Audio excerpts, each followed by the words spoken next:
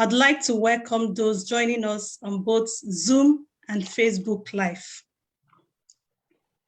The webinar has been organized by the OLA and SMA Justice Offices. And on behalf of the SMA OLA Justice Offices, I say fortune to everyone. As you know, International Women's Day was celebrated on the 8th of March, and we are pleased to host this webinar to acknowledge International Women's Day and to raise awareness about the impact of our global economic structures on women and girls in Africa. This evening, we hear from Toni Daly of 8020, Educating and Acting for a Better World, who will speak about European economic structures and their impacts on Africa. Toni Daly's presentation will be followed by Sister Regina Opoku.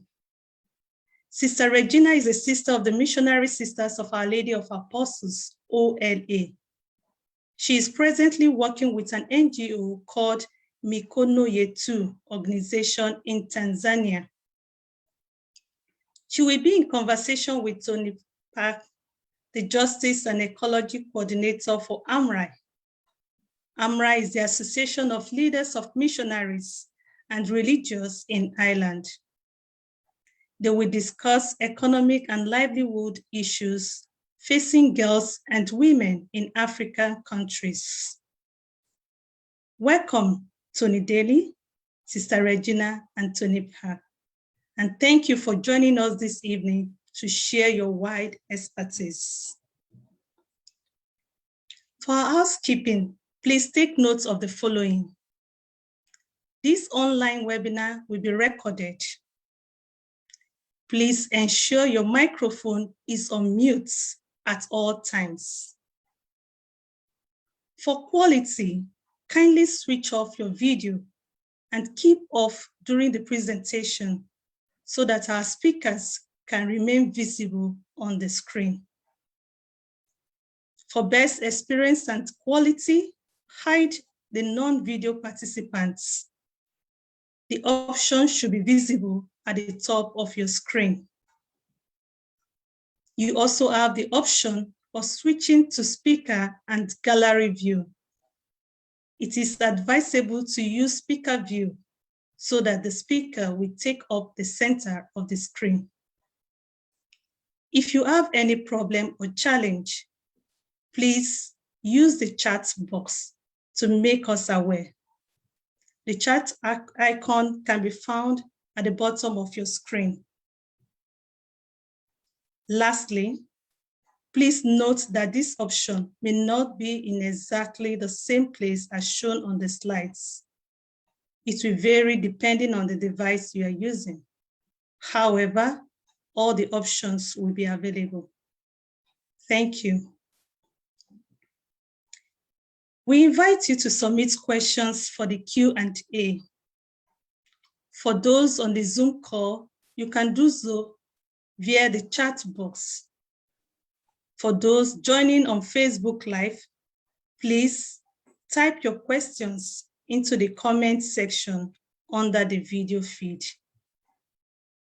Jerry Ford, the SMA Justice Officer, will be keeping an eye on all your questions and will moderate the question and answer after all our speakers. Thanks, Jerry, for taking that up. We also invite you to live tweet about this webinar and the information that will be shared. If you're on Twitter, we encourage you to use the following hashtags. Choose to challenge and hashtag global citizenship. Following the Q&A, the events will end for those joining via Facebook Live. But for those joining on Zoom, we will split into breakout rooms to engage in small group discussion. At this point, we ask you all to complete a simple poll, which will appear on your screen now. The information in the pool is entirely anonymous. It simply helps us get a sense of our Zoom audience. Unfortunately, we are not able to do it via the Facebook.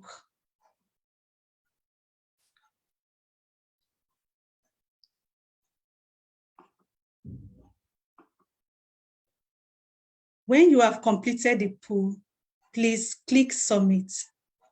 Thank you.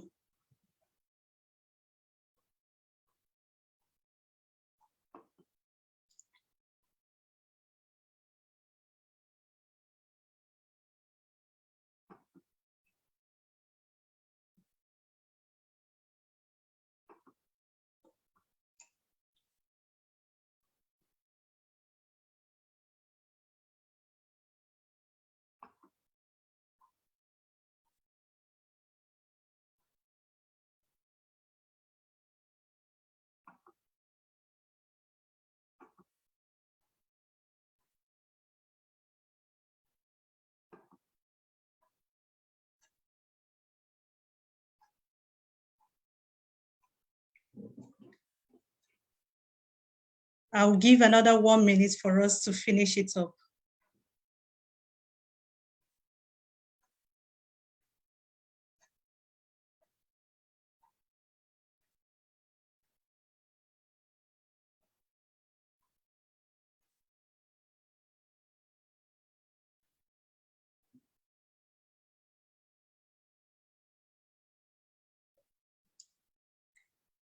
Thank you all for filling up this.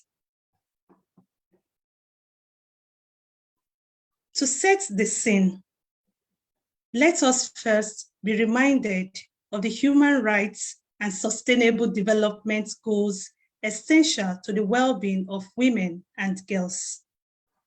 We will begin with a brief presentation delivered by our OLA Communication Officer, Michelle Robertson.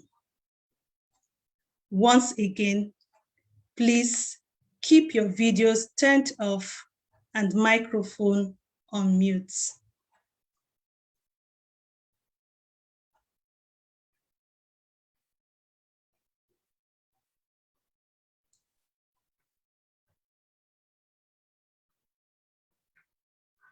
Apologies, technical problem. Give me 1 second.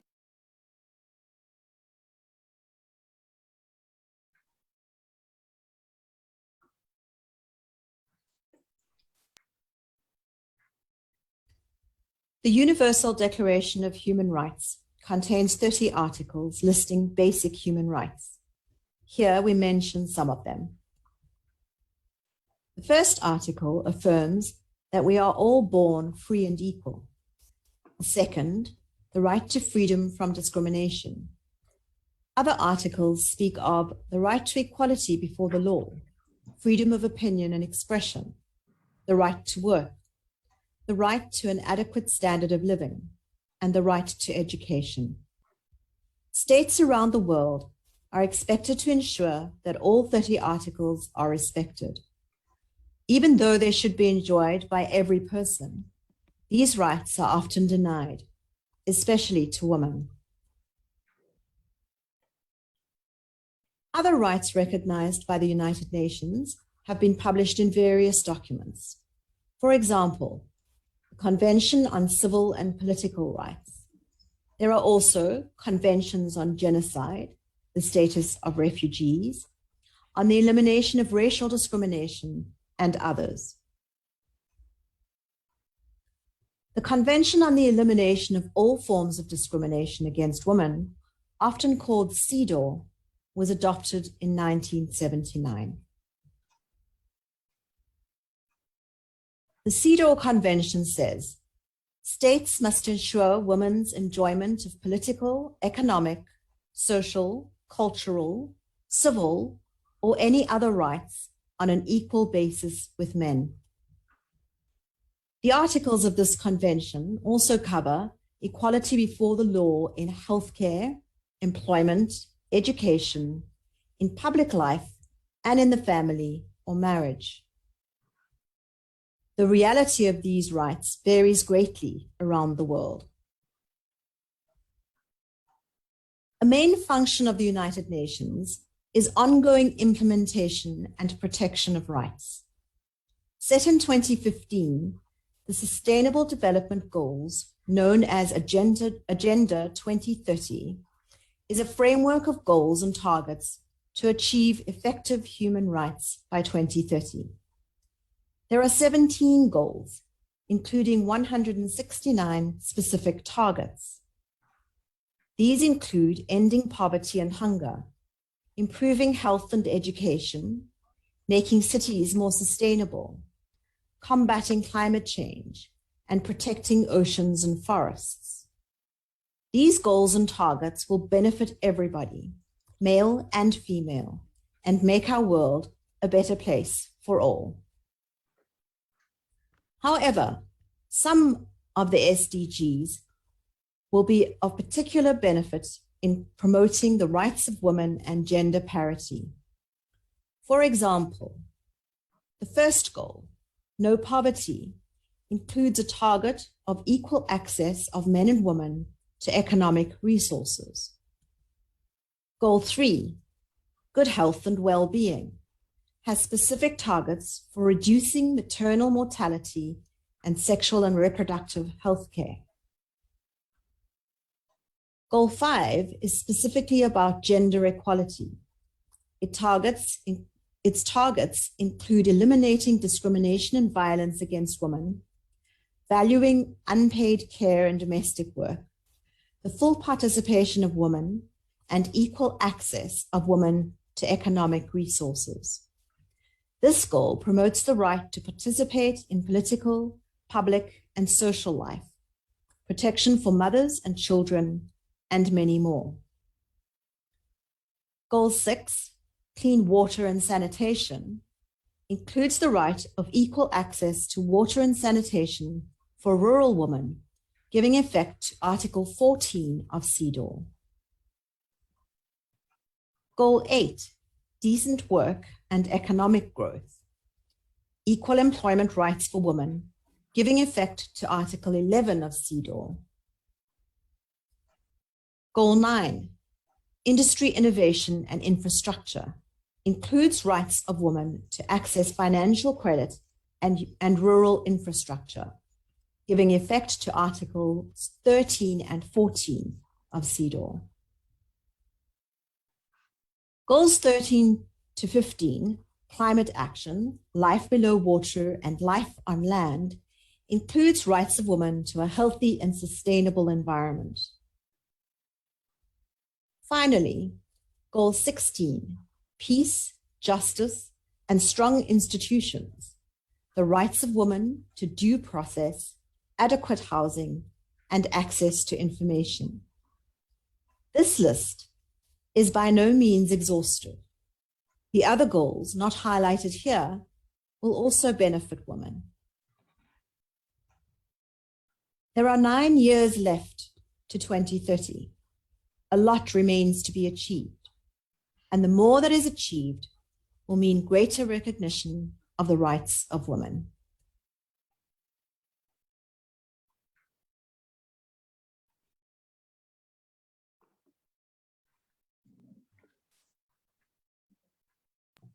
Back to you, Pyke. Thank you, Michelle. We hope that that simple presentation provides a reminder of our human rights and the SDGs designed to give them expression. I now hand you over to Toni Daly to discuss how our current economic structures undermine those rights and SDGs. So Toni, the floor belongs to you. Thank you. Great, thank you very much for that patience, and good evening, folks. Hope everyone's keeping well on their evening this evening. I'm going to be sharing with you a short presentation which has a range of food for thought with regards to the key issues that are brought up for this evening. Hope everyone can hear me okay. Let me know if you can't. Volume up, okay. So let me see if I can increase the volume by talking a little bit like this. Is that any better? That's a bit better. A bit better. Okay. Yeah. Well, I'll do this then. So I shall start the presentation, and I will be able to follow on with that then.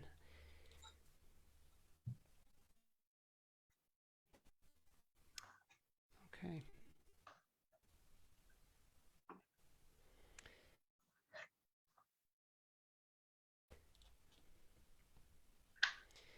Okay, so yes, I'm delighted to setting out to, in less than 15 minutes, cover the range of topics with regards to economic development between Europe and Africa is no small task. So what I'm hoping to do is to sketch out some recent activity and information to do with some recent reports and research. I think the historical context and sense will come through based on feedback that people provide, and I think that there's a certain amount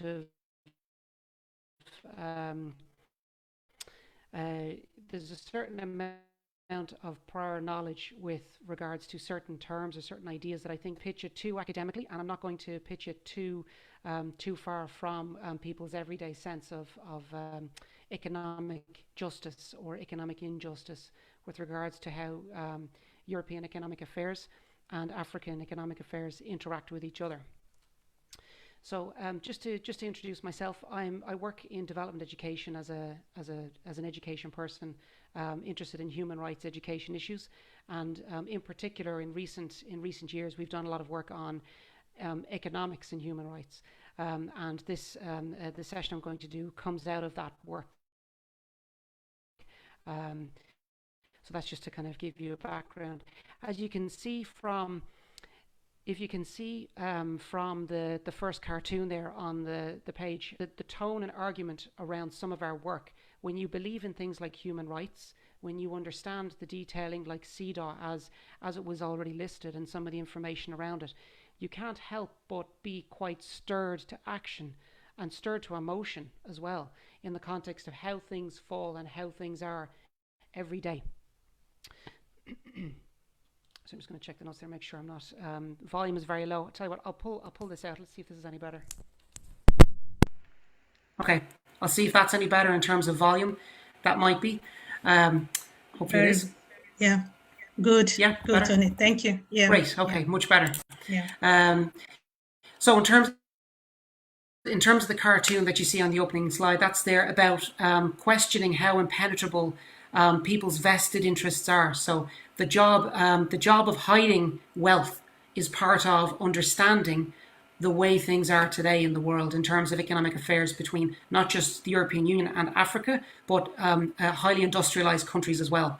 This information actually interferes and inhibits and challenges growth and development itself. You know, what is development about in a place like Africa, or in a place like across Europe, and how different are they and why are they different? These are key questions to interrogating something like this cartoon done by Brick, who's a UK cartoonist, has done for us. So just to start, that's to start us off. In terms of the questions about fairness and unfairness in the world, or at least when you talk about economic affairs, there's been a huge movement to right some of those wrongs, led from consumers and in particular from activists and NGOs, certainly in the last 30 to 35 years. And as you can see, you know, the fair trade movement has challenged the common realities of what is unfair, what has been termed as unfair trade, or at least allowing us to interrogate, you know, the placement of products, what's behind them, who's behind the label, are they receiving fair wages or fair income? These kinds of questions, even who is behind the making of these things. They're questions that were not always accessible in terms of the answers going back 30 or 40 years ago. We had ideas and information was being brought forward, but the information is much more readily available now. I'm presenting this slide as something that is an uncomfortable challenge every day with regards to supermarkets, certainly in across Europe, whether to go to the fair trade products or look that as a reminder from a very entry-level accessible platform that going to shops present. Economic affairs isn't just about policy that happens in the European Commission from a European context. These things can get decided and pushed and pressure placed on it quite controversially and importantly in a space like a supermarket. And I think reducing some of these struggles to these realities of how we can interfere, challenge, disrupt, and move away from simply unfair trade is quite important. So I think this is why I'm allowing this space. It's not just policy at high level. It's the everyday and who's involved and the people involved. And ultimately it is about people. So I'm going to sketch out in the next 10 odd minutes some of the information around from poor to rich, what's legal, what's illicit, what's the phrasing and the language that gets used can be a bit confusing. So I'm going to present some of that to you. A guiding question for me in all of this is who's really aiding who when we have a sense of how much we give and how much is taken with regards to economic exchange and economic behavior, whether we talk about aid and trade. I'm not going to say or, because actually the net result, the final result, is actually what the final accounting looks like when those things are met and those things deliver together. I'm going to mention Philip Alston's report. He's the former Special Rapporteur on Human Rights and Extreme Poverty, who anti-poverty work, and he drew specific reference to human development context and across Africa. So I think it's an important landmark moment for us to acknowledge and see. So I'll put up one slide with Philip's quote from his report, and then some agendas for change, which I know Toni and others will get into as part of what we're doing. To set us off, Walter Rodney is somebody who is no stranger to anyone who has read on development issues, international development, and looks to not only reference points from the World Bank or from the US or from the UK alone, from these institutions that are experts on development. Walter Rodney is an African from Guyana, and in 1972 wrote a book, How Europe Underdeveloped Africa. I put this up because reminding ourselves that we've known for a long time about the impact of economic affairs is very important. We know about colonialism, with wealth and interest towards European countries. All of that information and the data around that and the histories are very, very accessible now. I would suggest checking out some of Jason Hickel's recent work. He's a Swaziland/UK academic and activist and writer, but he's been tracking things like the impact of the East India Company, and it's, if I'm not mistaken, it's over 40 trillions worth of wealth was extracted from India during the operations of the East India Company. So there's a lot of stuff we know now that we've known for some time, and I'm just putting this up as a highlight. The other one is about Oxfam's research, taking on the Credit Suisse report information around how many rich people there are on the planet and how much their wealth combines with the rest. And also, when we talk about those who are the poorest or least well-off, another group of people would equate to the majority population. You can see from that graphic that the reality is breathtaking in terms of the inequalities that exist. And that number of 85, if I'm not mistaken, when we developed that particular graphic about 4 years ago, the number has reduced year on year. And I think people may have a sense of that. In terms of the distribution of wealth on the planet, I'm taking us there for a second to just look at this graphic. Without knowing the exact data and figures pinned onto this graphic, I think the innate sense of inequality is actually really important to read in terms of the exchange between European countries and other countries, considering we're talking about that this evening. So if you look at this graphic, it is, I certainly get information with regards to inequalities, and you can see that there's a real problem in terms of how we see the interactions with regards to even just Ireland compared to the rest of Africa combined, with regards to this graphic. Tracking this information in terms of purchasing power parity so that we're able to measure countries in terms of their income against each other allows us to see this information up front. This is, we can share this information after if it's useful. But again, who's aiding who in this context? Setting out, before even talking about the numbers and the exchange of numbers, I think it's very important to just have a look at, a lot of the language used discusses trillions of dollars. Okay, there's trillions on debt, trillions of debt payments, millions are giving in aid. And I'm saying that in a particular way so that we can have a sense of scale, because it can be very hard to get a sense of how big a trillion actually looks. Here's a graphic that does that job for you. And it's actually really important, again, in terms of grappling with these kinds of ideas in scale, so that we can have a look at the mathematics of inequalities later, or how big those gaps are. A donation of a few million may not stack up against debt service payments that could ride into the trillions, particularly when we're talking about a continent. A question that we like to ask, and this information we spelt out in a report called Catch Them If You Can.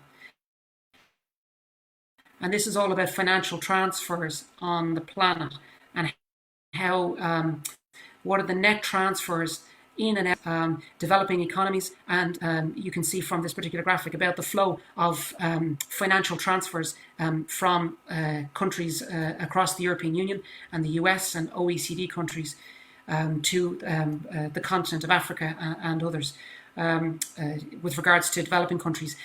The red line that we've drawn there is about the net outflows. This figure is, when we say net, that means if you put all the aid into the pot and say official development assistance from the US, from the UK, from France, from Germany, from Ireland and other countries, when all of that is put in the blender of money that is extracted out, I say extracted out, and I'll say that in a second as well, include aid, it includes overseas direct, it includes foreign direct investment, bilateral transfers, multilateral transfers.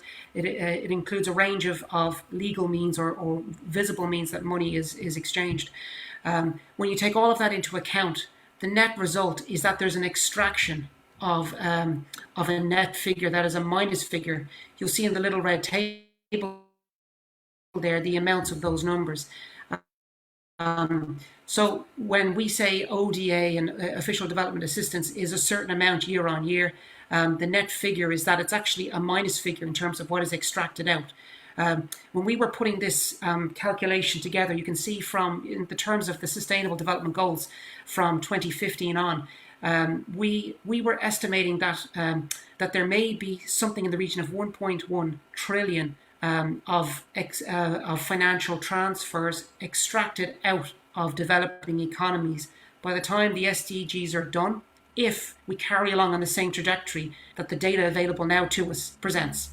So all the aid that we may give, it will not be enough to deal with and manage with what is structural inequalities, to do with asking the question, why is it a minus figure?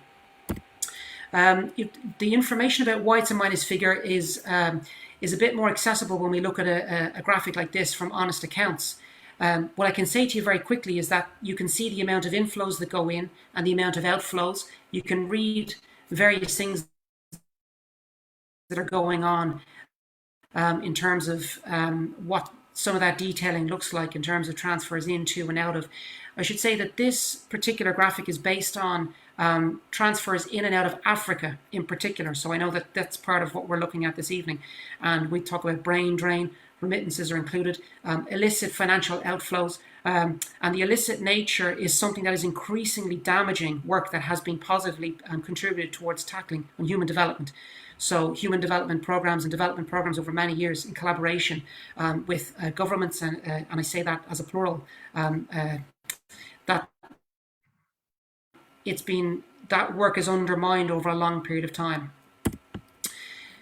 To show you this very quick graphic as well, that what we have called the 5-to-1 reality of this exchange and of this relationship between developing economies and poorer countries is that there's that for every $1 that goes in, about 5 gets extracted out, and for us that's quite that's, you get an emotional caustic reaction to that, and all the data is available online to detail that, but for us it is about the estimated, what we would say financial, see the information there with regards to how women might be directly and are directly affected, to do with education, to do with health and basic social protection as well. It's absolutely scandalous, and any agenda around the SDGs must face up to these burdens in terms of how we are connected in terms of economic exchange, because it is interests foregone. If I was to say that debt service payments, even in the last 12 months under COVID-19, and asking whether highly indebted countries across Africa had to continue to pay debt on payments to international financial institutions, and whether the magnitude that they did compared with how much payments were going towards their health system. The information on that is very uncomfortable. The Jubilee Debt Campaign in the UK has buckets of information and has tracked the data, and it makes very uncomfortable reading. So anything that could be up to 20% of an economy is in Africa could go towards paying debt service payments, and asking the question whether 20% goes towards public health, and whether infrastructure is damaged, or whether that investment is foregone because we're paying debt payments, is part of the challenge. Philip Alston's report on all the efforts towards tackling poverty in the world, 0.7%. What I mean is not 0.7, $1.90 a day of the indignities of being stuck in poverty for long periods of time really do. The Oxfam report, as we showed, as the information showed, is 3.7 billion people on the planet are affected by this reality. And we are avoiding the reality of economic inequality when we know that wealth is increasing in a European context, in an American context, and where wealth is stored, such as financial institutions and in banks. Whether it's sovereign wealth is stored to make it safe stored in dollars overseas. So there's a real problem in terms of our sense of change, our sense of progress, and it disrupts, I think, the real agenda of change as a result of that. There's some graphics here about that BRIC has developed a UK cartoon. So you can see on the right side, the financial regulator gets overwhelmed when we talk about resources to do with hiding and evading wealth and storing it overseas. We can mention tax havens, and I think people know much more information now about how the European Union has allowed European jurisdictions to facilitate tax evasion, or tax avoidance, I should say, not even just tax evasion, but tax avoidance. And avoidance is a phrase you could say, is that legal? Is it illegal? Is it legal? And it depends on which country you're in, and it depends on policy at that time, and it depends on local politics. The point is that it's inconsistent, and it has allowed wealth inequality to grow. So this tax havens have funneled roughly 50% of profits overseas, outside of Africa, and it will continue to do so. And this idea of wealth that is being extracted by tax or through tax havens by multinational companies is another example of the economic inequalities. I'm conscious that I'm approaching my time, but I just wanted to mention that the pressures on the planet that are placed by on the world today are clearly leading to realities in certain parts of the world more so than others. Looking at planetary boundaries, and there's been a lot of tracking of information on donut economics, maybe a phrase some people may have heard. Looking at the boundaries of our planet, whether we have tipping points to do with soil degradation, biodiversity loss, and climate change, and how that is, the question is about, can we grow ourselves into development, into the SDGs, or is degrowth more important now in terms of the pressures it places on the planet? These are things that are challenges for us as we head into our ideas of changing the current economic system. I think we have other examples of responses to change agendas, and I just wanted to at least show one of them, which is about ethical investments. So the idea of investing in companies, whether it's investing through the kinds of products you're choosing that you buy, is part of an agenda for change that people can get involved in internationally, particularly when you do support certain causes. And people can actually access information about the impact of their investment as well. This is really important for humanizing something that people can be very disconnected from. And I think this is why I mentioned fair trade as one way of doing that. And there's various examples of that for change in the world. But certainly, just to end what my introduction on Europe and Africa, I wanted to just say that in the context of certainly on women's rights, that that there's Ireland is now just over 100 years after women were given the right to vote, and I think that we were part of a movement for bringing together parliamentarians from across the planet and right across Africa as well into Ireland for female parliamentarians to discuss nationally. And this cosmopolitan connecting is very important. Being able to link up between different countries and continents is essential for women to come together in solidarity at different levels. So I just wanted to show you some examples of that from this graphic. But I'm going to leave it there, but quite happy to take comments as the session progresses and in the meantime. Thanks. Thank you, Toni, for that eye-opening presentation. We hope that Toni Daly's expert description of the reality of our economic system will provide context for the conversation that will follow. I now hand you over to Sister Regina Opoku and Toni Pyke to discuss economic and livelihood issues facing girls and women in African countries. So the floor is yours. Thank you. Thank you, Patience. Thank you. I'm going to begin. I'm not sure if Regina. Hang on. Sorry, people. Grant. Firstly, my name is Toni, as people have said. Toni number 2, and I recently began working as the Justice, Peace and Ecology Coordinator with AMRI, and as Patience mentioned, the Association of Leaders of Missionary and Religious of Ireland. Prior to that, I was lecturing at Maynooth in the International Development and Gender and Development Department. I have a particular interest in masculinities, which is the focus of my PhD. I have lived and worked in 4 countries on the continent of Africa, East, West, and Southern. And before this, I worked in the US with migrants and refugees. And as you can tell from my accent, I have a weird global accent. I'm originally from Liverpool, and with a hint of Mediterranean in the mix, Italian to be specific. I have 2 links with Toni Daly, who was just presented. I have worked with 80/20, both in Ireland and in Zambia for what is now 17 years. And so I do also have a development education background. And despite having that, my presentation is just me. I did not do a PowerPoint because I found it quite distracting.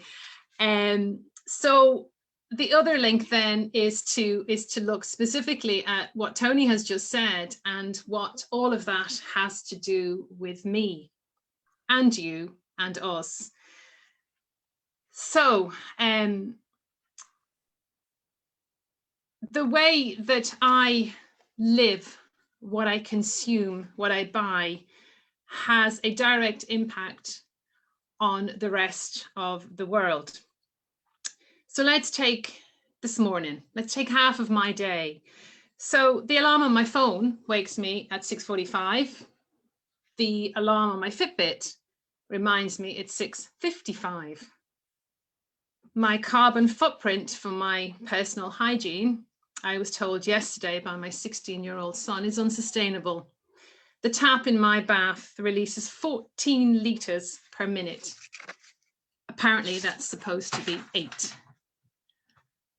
I dress my clothes from Bangladesh, China, and India. And my coffee, I love coffee. I love good coffee. And I drink Lavazza. Of course, it's Italian. Now, the raw materials come from all across the globe, but specifically on the continent, from Ethiopia, from Uganda, and I found out yesterday from Tanzania. I begin my workday, I switch on my laptop. My desk is a slab of granite, its legs iron. I write in my diary. I read newspapers, books, not all of it sustainably sourced. I take a break, another coffee, perhaps a chocolate biscuit. I have gold rings, Tanzanite earrings. I get flowers for Mother's Day. I give flowers for Mother's Day. I fly overseas and I have a car. You get the picture. All of this has implications for my footprint on the planet, and not just my ecological footprint, also my economic footprint. We are a globalized society, and we've heard that 1,000 times. What that means is that the local impacts on the global and the global impacts on the local. Understanding this is quite overwhelming, and as Toni's presentation has just shown, which is why Toni did that presentation, it is overwhelming and quite difficult to understand, and sometimes the links are hidden. What is masked is the blood, sweat, and tears that go into the products that we buy and the services that we solicit. The phenomenal evolution of technology in recent years has grown at a pace much faster than I can keep up with. When I worked in the US, my first mobile phone in 1994 was as big as my handbag. Now it fits in my back pocket.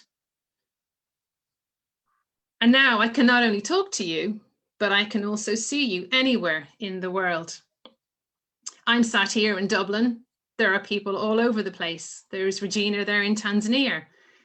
All of us able to gather together in the same place at the same time. Without my phone, I'm lost. Without my coffee, I'm even more lost. Who would wake me? How would I know what's going on in the world? How do I keep up with my social media? The relevance of technology has been thrown up in our faces during the COVID pandemic. Without it, we wouldn't have been able to function.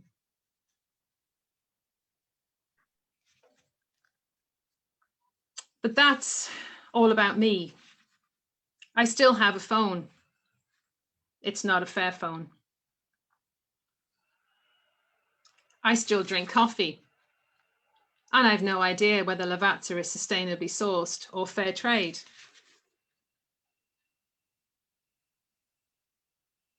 I also still love flowers, and they're not always fair trade. What I'm trying to say is that I know there are options, but I still don't necessarily choose them. Now, don't get me wrong, there is nothing wrong, and it's not greedy with wanting to have a phone or a laptop.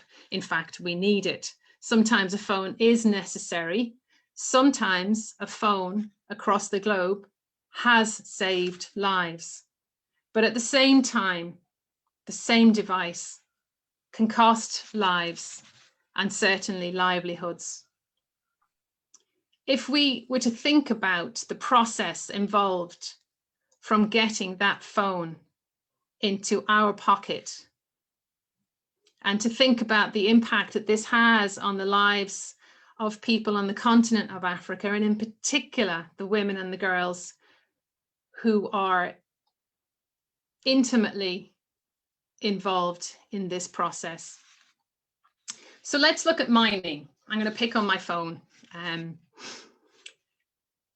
There's a lot of minerals and stuff that goes in to the end product of a phone. but I'm going to look at coltan, the stuff that makes your phone shiny, the screen shiny, and your flat screen TV shiny.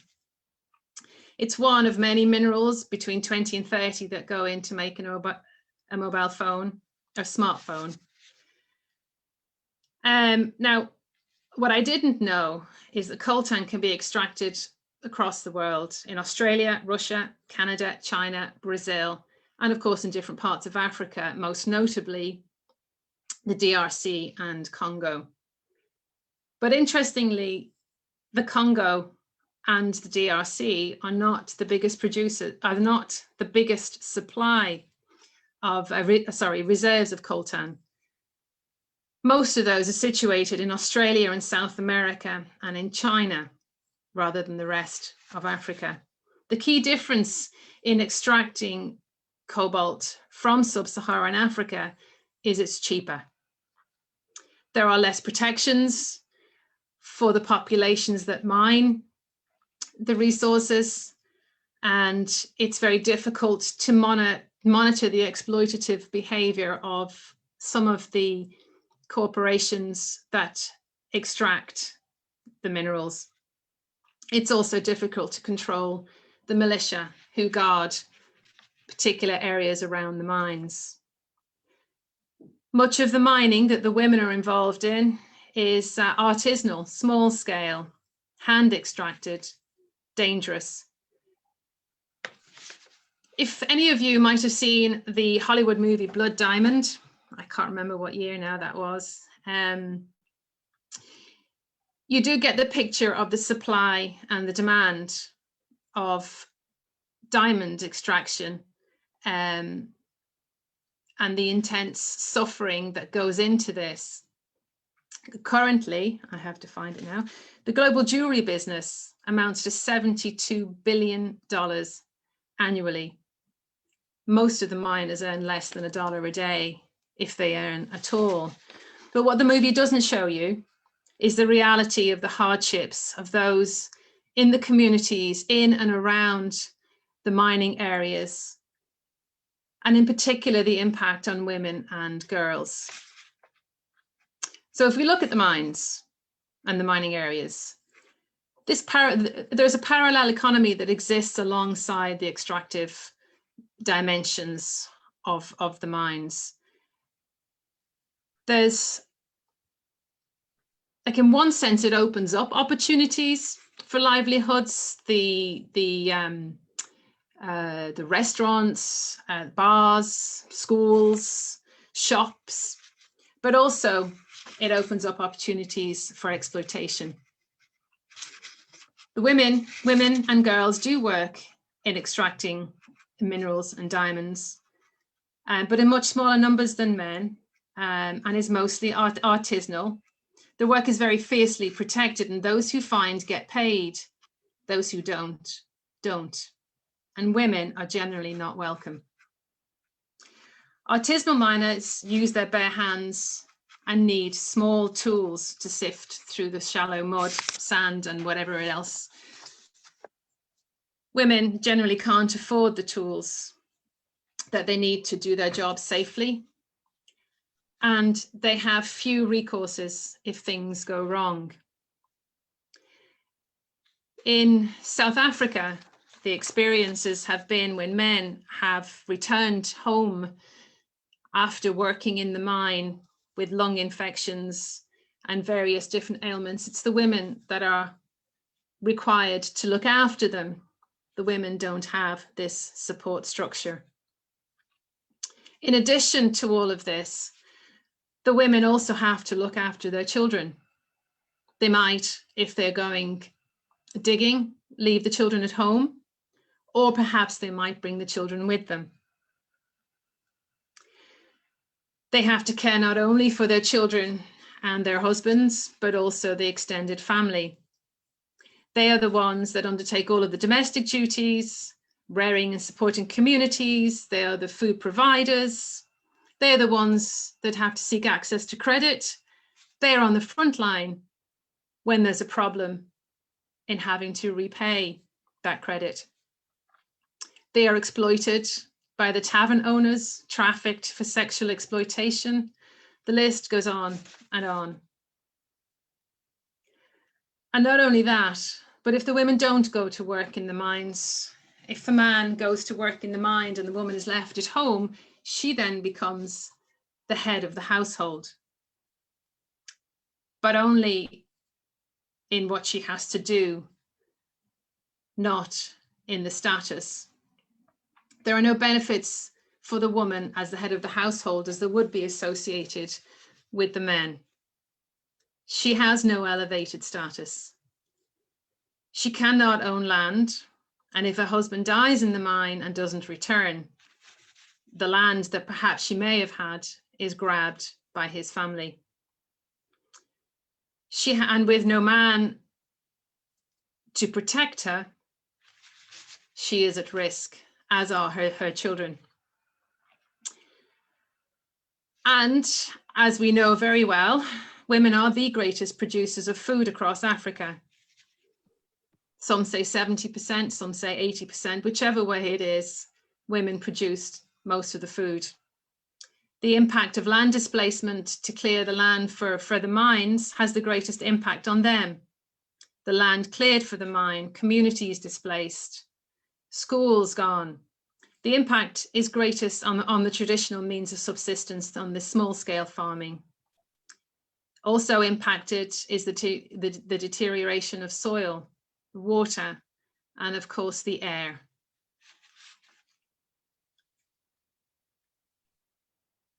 Much of the work that women do is informal, it's unstable, sometimes unpaid. There is, as I've said, additional unpaid requirements associated with women, the childcare, collecting water, caring duties. There are no social protections, as Toni mentioned there before, no safety nets for women, no health supports, education, the list goes on. And as we've mentioned before, and as many of you also know, the precariousness of the work that women do opens up avenues for exploitation, slavery, trafficking, sexual exploitation, rape, conflict. And it's not just the mining sector.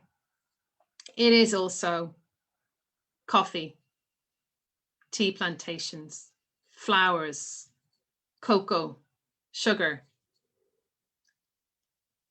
I mean, I could go on and on, but I think now if Regina is there, I think it would be good now to give you a kind of an illustration of what this looks like on the ground and the linkages directly of the women and girls impacted negatively on their livelihoods of this entire global system. So is Regina there? Yes, she's back. Aha. The light just came back. Oh, we thank God. So I don't know whether you can hear me. You're live. Heavy storm here.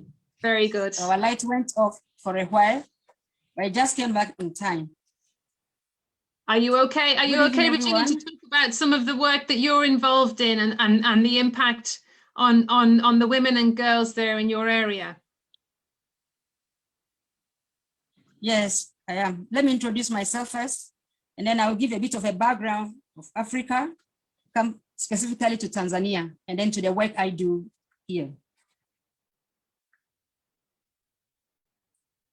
Yeah, I've already been introduced as Regina. So my name is Sister Regina Opoku. I'm a Ghanaian, but I'm on missions in Tanzania here for more than 2 decades. And previously, I lectured in the university at St. Augustine University of Tanzania. Then after my PhD in social work and policies, I came back since my research was on gendered violence, and my passion is in researching violence I tend to call Nikonoyetu. Literally means in our hands. We join hands together with partner NGOs to uplift the image of women and girls. And in the organization, I am the researcher. I do the monitoring of all the work that we do. We have 2 projects in the organization. Women, economic empowerment of women, and then Eagle movement of school dropouts. I will be telling you more about these from the 2 speakers. We are looking at economic and local impacts, the effects on girls and women in African countries. Africa's economy depends heavily on agriculture, as you all know. Of the able bodies are engaged in agriculture. And out of this 90%, 75% of them are women. But most often, they are not recognized. Their status is still very low. African women in agriculture and their rights have solely been neglected. Their potential to change situation for the better has also been largely ignored. This has been as a result of impending gender-blind initiatives. The woman is not actually involved in contributing to the growth of the economy on the continent. Agenda for 2030 and the Millennium Development Goals, every UN member, and as we all know, all the African countries are members. So the members, they're supposed to be responsible for achieving the 17 Sustainable Development Goals. Why? Is to eradicate poverty and bring prosperity into the lives of humankind.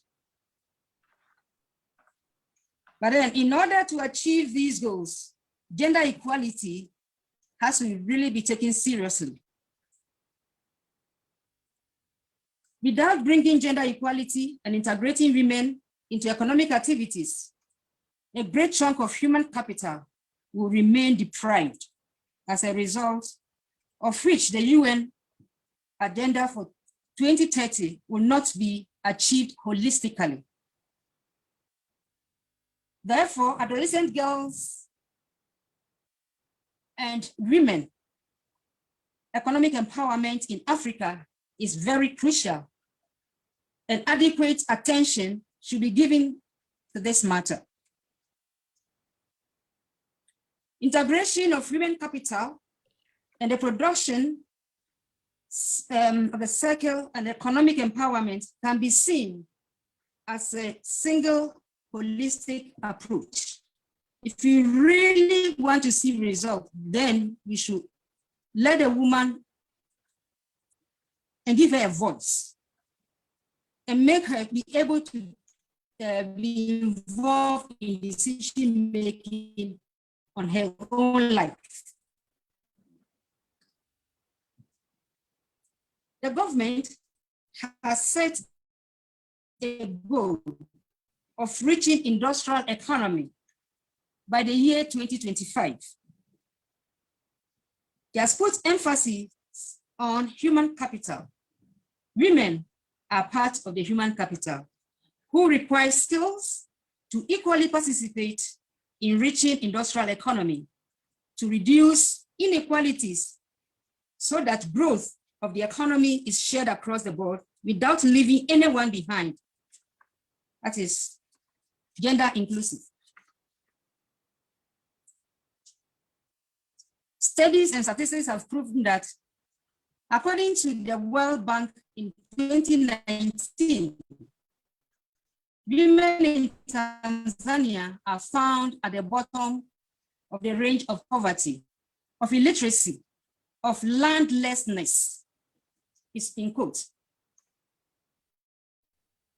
and are concentrated in rural areas where facilities and services are scarce, especially those in the rural areas in Tanzania, is that they remain vulnerable, marginalized group that is here to enjoy equal status and access of service and resources. Challenges facing African women are huge. And those in the villages or in the rural areas are particularly very vulnerable. Poverty, lack of formal education, as my colleagues have already mentioned, lack of capital to even start anything, any small businesses, and lack of training to acquire skills to start their own business. Toni already mentioned that they do unpaid jobs. Yes, most of the jobs the rural women do in particular are not paid. The conditions are poor. They work very hard on their farms with primitive tools, back-breaking. And then after all the sweat, most of the time they have no market even to sell their goods or their products. Loans are very hard to come by. In Tanzania, there is a policy that loan can be only given to women if they are in a group of at least 5.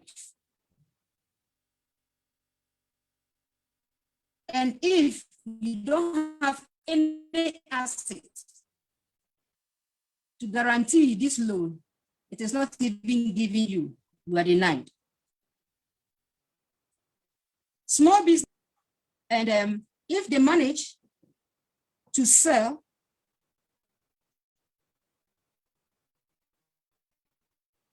not many people purchase the goods.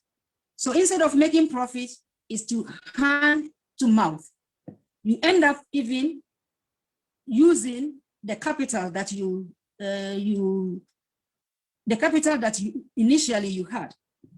So it's like marking time and not going forward.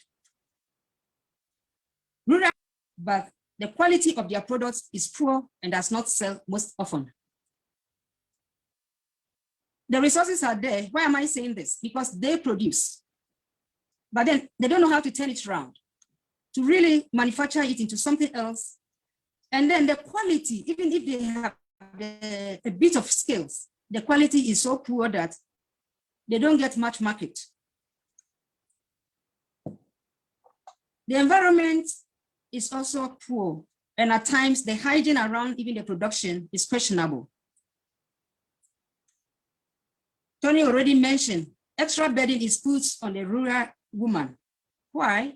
Because she still has child care. That's an extra burden. She has to feed the children. She has to look after the husband. She has to look after the sick in the family. So if even you are a businesswoman, by the time you finish with all these chores, there is very little time for you to be productive if you are doing any business. I'm not generalizing here. Few have made it, but majority are in this category. And the social and cultural issues that affect the women and girl child is also something that is pulling them back in really be productive. Traditionally, and specifically to the right to own assets, that is land, even if there is a house and things like that. One woman shared with us in the village, she says, I start rearing the having poultry, have the hens and the cocks and things like that. When they lay eggs, I have to sell it to be able to buy soap, salt, etc. for the house. When I manage to save money and I get the goat, the man looks at me. A woman does not own a goat. It is not her property. Or even a cow. It becomes the man's property. The woman only has to milk and sell the milk, but she has no right to own it. It's to give fame to the man too, so that he is the man of the house. Meanwhile, it is the woman who started with maybe chickens, things that are pulling them back. Impediments, we have already talked about it. Inheritance rights and the challenges in claiming rights to property and assets, which called loans. I already mentioned that earlier. If you don't have any assets, you cannot even access loan. And unfortunately, climate change is another thing. They depend heavily here in Tanzania and most parts of Africa on rain. Rain is a blessing. It wets the ground, waters our crops, yields good harvest if it is well balanced. Most often, we have too much rain. At times, it sweeps all the crops away. Erosions everywhere. And most often too, we don't have rain at all. There's drought. So when these happen, then poor harvest or nothing at all. How do they survive? So if there were to be resources or the know-how, the Lake Victoria is all around us here. They could use irrigation method. Unfortunately, the know-how is also questionable, especially in the rural areas.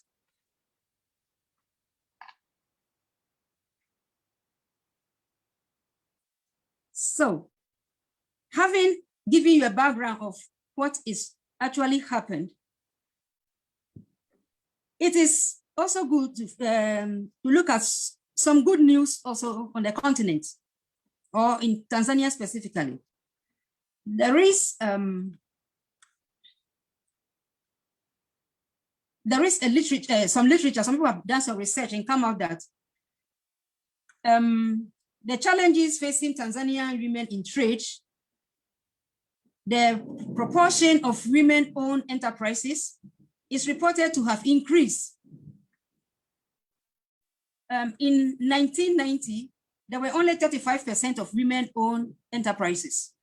But by the year 2012, it has risen to 54.3%, which I think is a boost. If similar research is conducted today, I think we could hit 60 and above because we have seen some signs.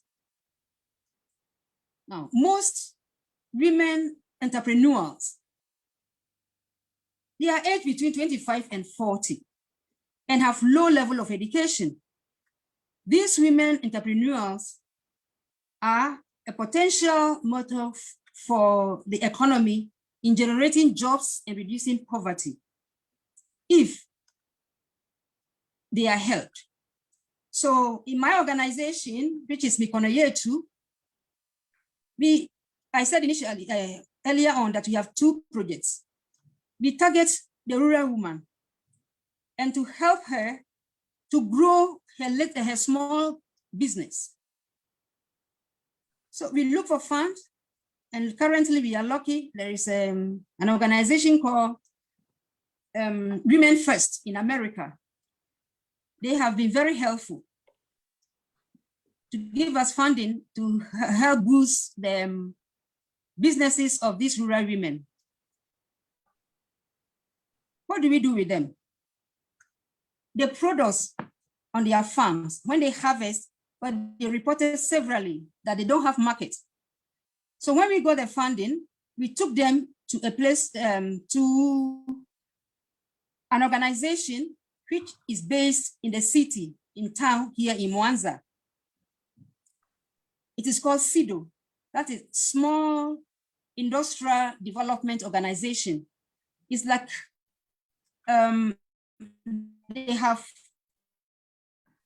the know-how. They have trained people into finishing goods. Like the women harvest a lot of rosella. Rosella is like hibiscus flower. It's used to make drinks. And they were able to be taught how to turn this into wine making, into jam making. The corn that they harvest and other things like beans, peanuts, and all this kind of thing, they also help them to turn it into flour making, into peanut butter, into they also taught them how to make some cookies from their products. So with 4 women that were able to sponsor. They were here for about 2 months, which was quite expensive, their fees, and then their upkeep away from home. And again, if you are a woman who have small children, to acquire these skills. But when they went back, they were supposed to train their colleagues, because this group, they are about 120 women in the rural area that we work with. We have put them into 8 groups. And so each group has their own, whatever they are producing. Some of them have poultry, others have joined to the winemaking, others have beekeeping, others have, how do you call it? I've forgotten the name in English, but anyway, let me go, maybe to come back. And so they try to produce it, and because they got certificate after their training, they have the license now to operate. In Tanzania, you have to have a license to operate. The license they get from Cedaw also give them the opportunity to have TBS, so that those who Tanzania standard of bureaus, they try to taste the food and see the quality of it, so that at least we can also look for market for them to sell these products. Now, it started very well, but when the outbreak of Corona came, it became a stumbling block. They couldn't continue. So we wanted them to continue. So again, we got some funding, bought some things for them to be able to protect themselves, and then continue with their sales. At this stage, we felt that having a mini factory in the village, in the rural area, will really help these women, so that they can only be communicating with those of us in town to connect them to the shops where they will supply their goods, so that the hygiene around this, the wine making, the flour making, the peanut butter, etc., will be good. And then the quality will be good because it will be tested. So we just cut the salt in August last year. The foundation has started. International Women's Day, we went there and they have started building the factory. We don't have much money, but we are trying to involve the local government so that it will help them with some funding. And they too, the women themselves and their husbands are also trying to give their labor. I mean, they carry the water, the blocks, the stones. I have some lovely photos I wanted to show you, but unfortunately, I could not send it. My internet is not that strong. I have tried and tried and tried since I don't know what time. I told Michelle, I'm sorry, I cannot send it. I don't know how you will get it. It will be lovely to see it. Thank you, Sister Regina. Yes. Thank you so much, Sister Regina. I'm not finished. We're trying to meet up with time, if you don't mind, to wrap up at this moment. Yeah. Okay. Just wrap up. Maybe when the time of question comes, okay, I'll be able to check in there. Okay. Thank you so much, Sister. I want to thank Sister Regina and Toni for sharing your expertise and your experiences with us. in what was a really informative conversation. Thank you so much. I would now like to invite Jerry Ford, the SMA Justice Officer, to moderate a Q&A with our guest speakers. Jerry has been keeping an eye on the Zoom chat box and the comments section on our Facebook live feed to bring your questions to our speakers. Over to you, Jerry. Hi, good evening, everybody. I hope you can hear me. Yeah, thank you. Yeah. Okay. We have a few questions, and I know we're stuck for time, so we'll go at them straight away. First question is, what can we do here in Europe to lessen the negative impact of world economics on the local situation in Africa, especially the impact on women? And maybe we'll give a second question as well. And this question came in twice, in fact. And is it better to stop buying unfair trade goods? Won't that make matters even worse for local people in Africa, as they could lose the little they earn? And the second version was, what would be the impact on people in Africa in terms of making a living if we stopped using products? Presumably, many of them are dependent on the jobs created by mining. So over to you.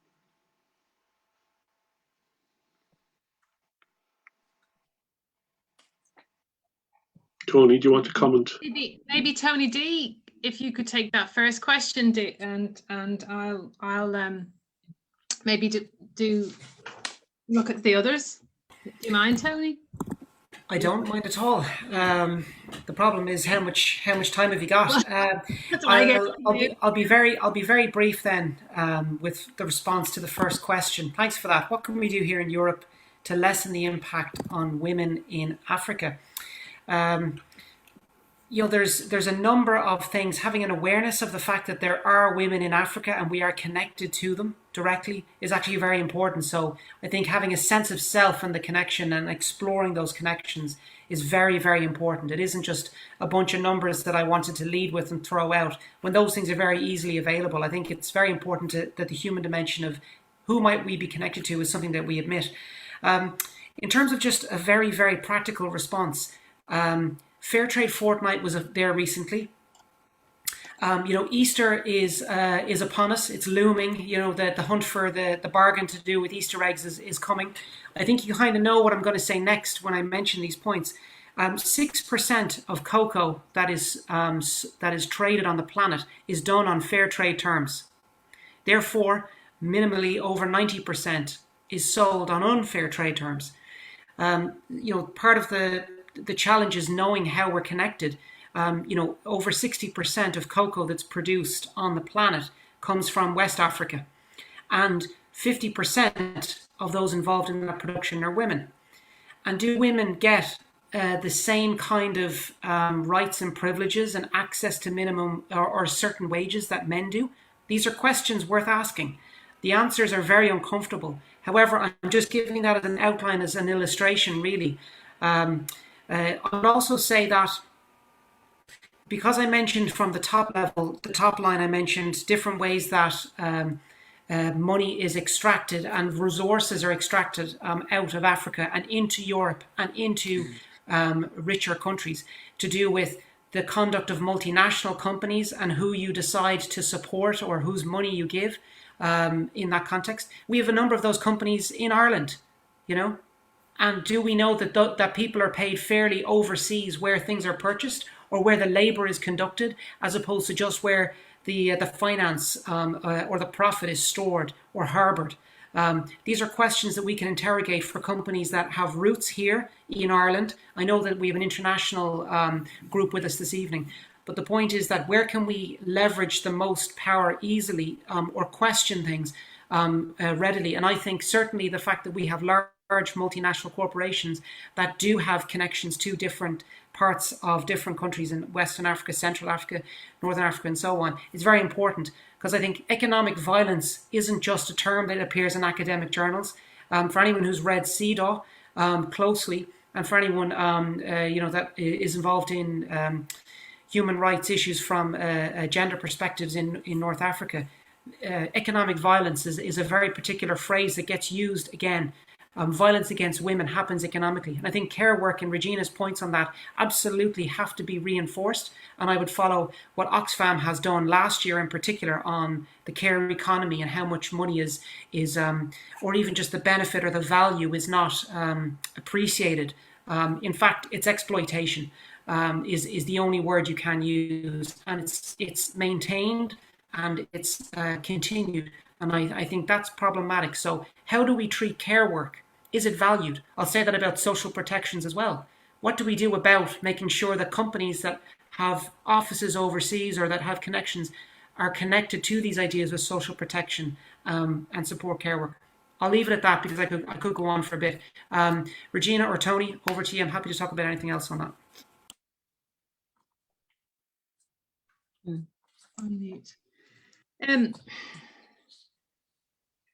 I guess for me, if it's okay, Regina, and then I mean, I have like some of the stats that I didn't read out. So, for example, consumption in the US alone is worth $16 trillion. And the findings are that people are consuming less responsibly today than they were 5 years ago. In 1990, some 8.1 tons of natural resources were used to satisfy a person's need, while in 2015 that had gone up to 12 tons of stuff extracted per person. I have a 9-year-old, and in first class, he was asked, he did actually, no, it wasn't first class, it was during lockdown last year. And he was asked to do, to find out what's the, needs versus wants. And I think that's somewhere where we can begin to make an impact. The very fact that we have to go looking for something that is sustainably sourced, that it's not, the fact that we have most of the stuff that we have access to is unsustainably sourced is a clear indication of the society that we live in. If I've got to go hunting for something that was not made off the back of a child, that's where we need to go looking for stuff. It's our demand. The UK market for fair trade flowers, for example, that I mentioned, flowers, is worth 21 million. That's 2% of the country's overall flower and plant market. Only 20 to 30% of the 3.8 billion flowers that are grown for fair trade because the demand is so low. As I said before, sometimes you go in, you buy the flowers, but you don't ask. So I think what Toni was saying, we begin with the conversation around sustainable versus unsustainable. There's a whole host of areas now that we can begin to look at and question and demand. There is no supply without demand. If we change our phone every 2 years. Sorry, Jerry, you want to say something? No. I'm listening. Sorry. No, I mean we don't have to change our phone every 2 years. I mean, I was looking there at the UK that the UK are going to pass a law of the right to fix. So currently, it mustn't be your right to fix. If my printer cartridge goes, dies, or the toner dies, it's cheaper for me to go and buy a new machine than it is to replace the toner. Why am I supplied cheap clothes when the question, I guess what I'm trying to say is that we have choices to make and we can challenge the corporations. Where do you source your clothes? Where do you source your raw materials? And even around plastics, why do I have to buy my banana wrapped in plastic? It starts with you as the consumer. We are the purchaser. We are the one demanding the goods. We are the ones that can challenge that and challenge businesses. Okay, thank you. Next, there's a question specifically for Sister Regina, can you give us a few examples of specific problems undermining women in Tanzania?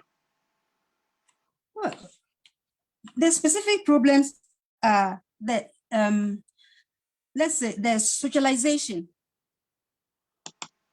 because they are socialized, women are socialized to believe that they should depend on people to survive. They are, even though they have the real power in them, that is dominant to me in many places, especially in the rural areas. Why am I saying this?